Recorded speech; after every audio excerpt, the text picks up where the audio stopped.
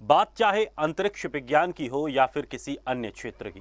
भारतीय महिला वैज्ञानिकों का योगदान कम नहीं है। अपनी तमाम पारिवारिक जिम्मेदारियों के चलते महिलाओं के लिए विज्ञान और उद्योग के क्षेत्र में कदम रखना आसान नहीं था,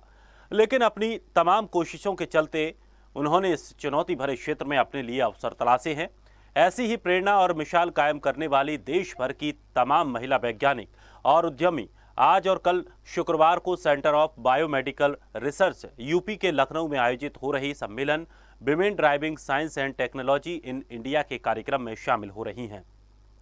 कार्यक्रम की शुरुआत अतिथियों के द्वारा दीप प्रज्वलित करके की गई। लखनऊ के गोमती नगर स्थित होटल ताज में होने वाले सम्मेलन में ये महिलाएं न सिर्फ विज्ञान के क्षेत्र में अपार संभावनाओं को तलाशने के लिए एक साथ एक मंच पर जुट रही हैं, बल्कि भावी पीढ़ी के लिए एक मिसाल भी कायम करेंगी।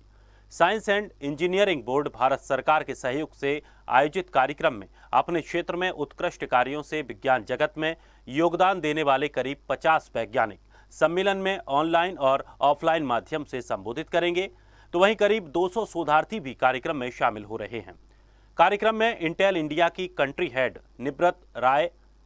आईसीएमआर बेंगलुरु की डॉक्टर रोली माथुर, ग्रैमी अवार्ड विजेता डॉक्टर रिकी केज, बायोटेक्नोलॉजी विभाग से पूर्व सचिव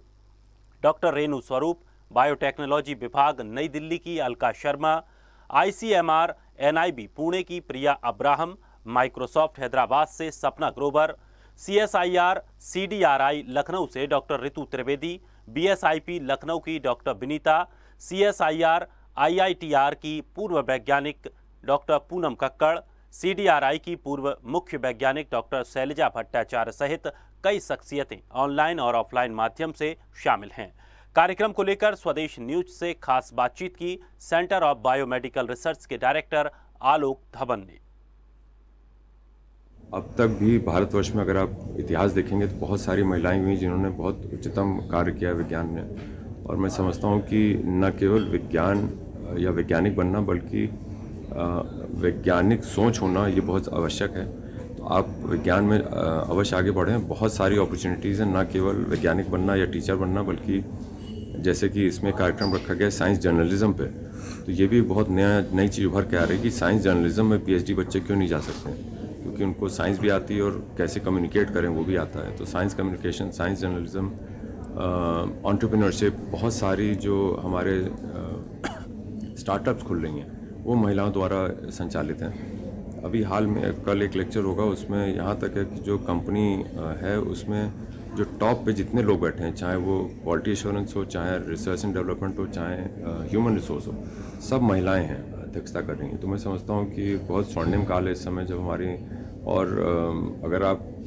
वर्ल्ड से कंपेयर करें तो भारतवर्ष में इस समय बहुत तेज़ी से इस चीज़ को तवज्जो दी जा रही है कि महिलाओं को आगे बढ़ाएं। तो मैं आपके माध्यम से जितनी महिलाएं देख पा रही हैं उनसे मैं कहूँगा कि अवश्य अपना करियर साइंस टेक्नोलॉजी में बनाएं, एक सोच बदलें।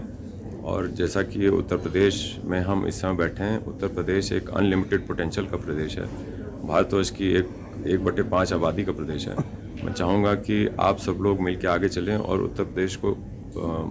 उत्तम प्रदेश तो है ही और आगे बढ़ाएं, ताकि हम वर्ल्ड में कम्पीट कर पाएँ विज्ञान जगह। कार्यक्रमों में जुड़ें, विज्ञान के कार्यक्रमों में जुड़ें, वैज्ञानिक बने,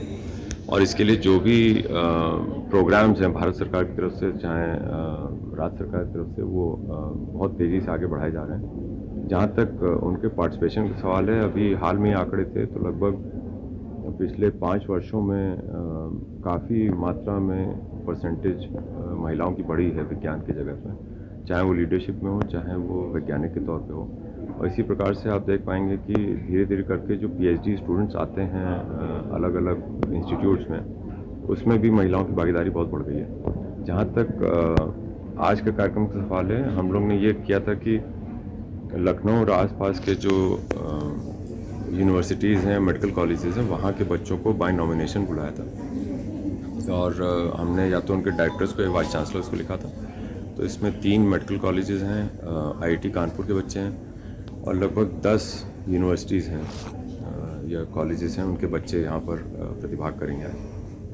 जहाँ तक इनके सपोर्ट का सवाल है तो हम आपको बताना चाहेंगे, जो हमारे लोग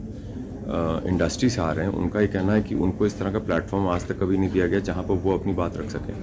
तो उन्होंने ये भी कहा कि हम अपनी तरफ से कोशिश करेंगे जो महिलाओं को ये बताएं कि किस तरह के जॉब ऑफ़र हम कर सकते हैं, और जो महिलाएं इंटरेस्टेड होंगी हम उनको ज़रूर अपने साथ लेके जाएंगे उनको अपनी कंपनीज में।